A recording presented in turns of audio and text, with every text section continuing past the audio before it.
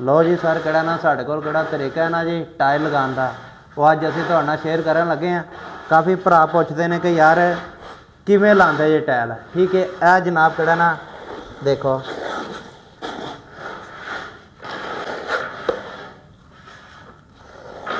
इस तरह जनाब किहड़ा ना इत्थे साइड ते तुसीं कांडी मार लैनी और उस तो बाद किहड़ा ना इधर आई साइड ते भी यह साफ कर देने जी। ठीक हो गया। स्पेसर दिखाओ जी, यह स्पेसर लाने का तरीका है जी।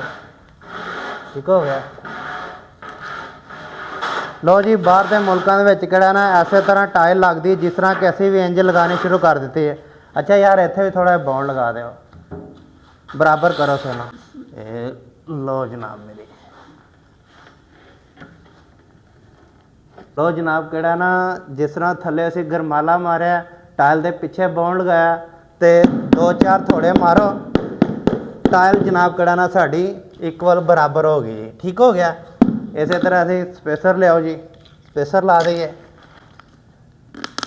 यह स्पेसर ला देने ने इस तरह ही। ठीक हो गया जनाब। टाइल जनाब किते जांदी ही नहीं रही।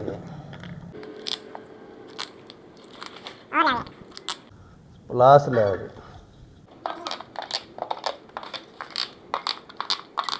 लो सर किहड़ा ना वेरी गुड टाइल लग गई जी।